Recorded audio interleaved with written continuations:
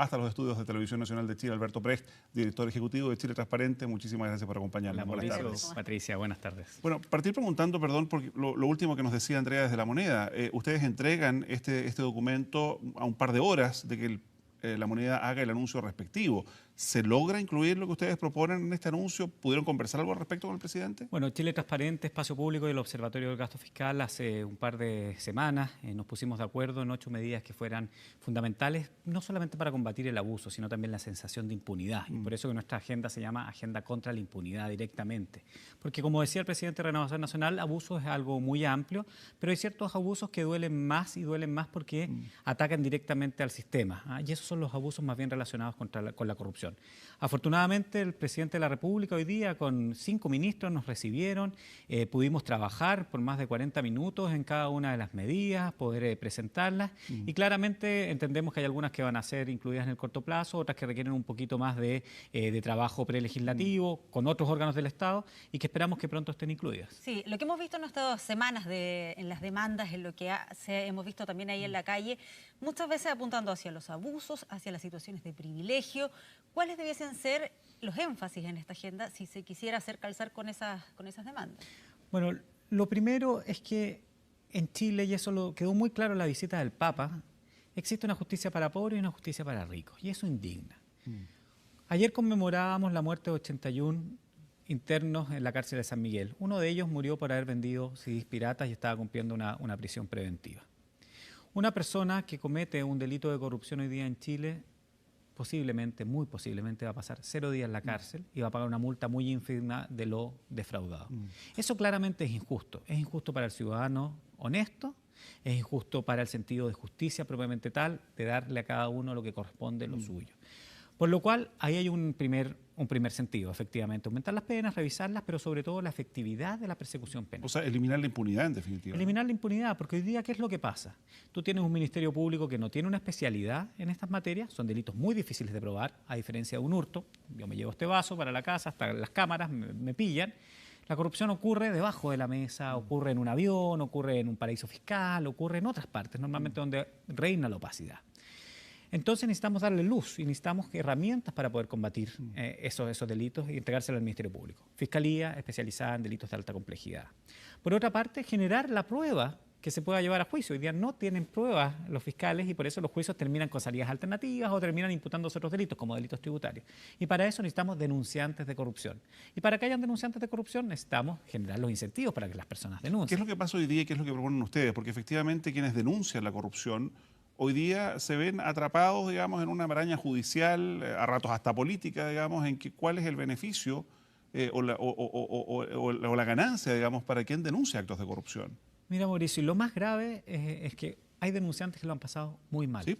Que han tenido retaliaciones en sus trabajos, que han perdido sus familias, que lo han pasado mal incluso físicamente, casos que conocemos a través de Chile Transparente y nuestro Denuncia Corrupción.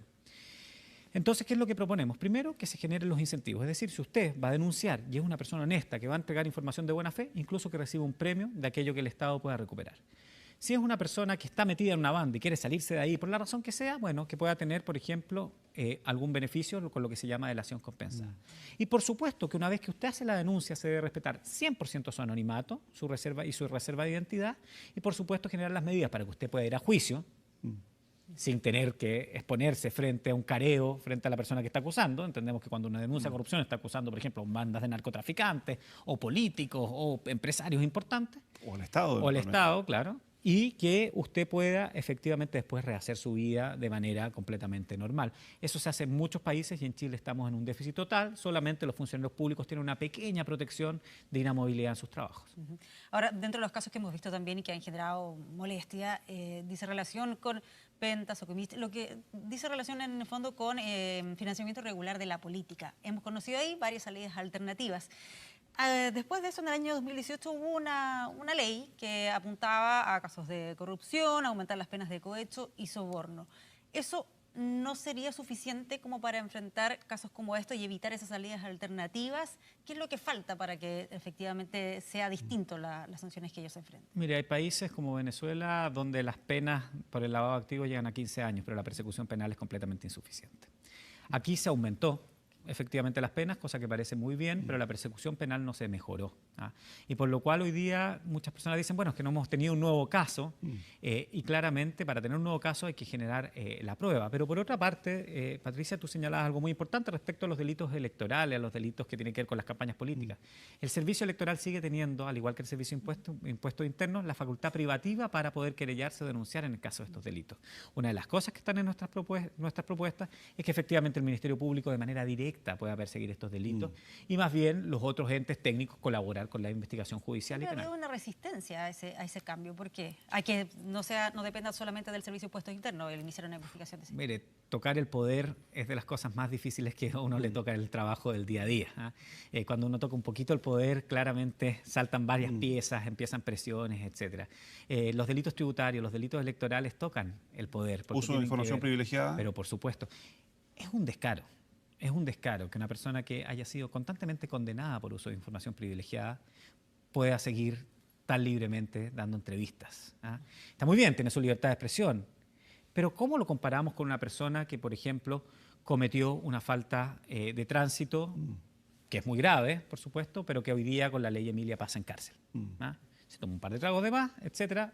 Muy mal, tiene que estar, tiene que cumplirlo, pero la otra persona que ha defraudado millones de pesos y quizás de dólares, hoy día no tiene ningún tipo más allá de una multa que es bastante pichiruche, como se puede Ahora, decir. ante todo esto que parece muy de sentido común, ¿qué dijo el presidente? ¿Cómo encontraron ustedes que fue la recepción tanto del mandatario como de los 5 ministros que lo acompañaban allí? Bueno, la verdad que hay que agradecerle al presidente. Mucha apertura en materias donde normalmente uno había encontrado mucha resistencia, como por ejemplo el conocer los dueños reales de las empresas. En Chile no sabemos quién es el dueño real de las empresas y de la tierra.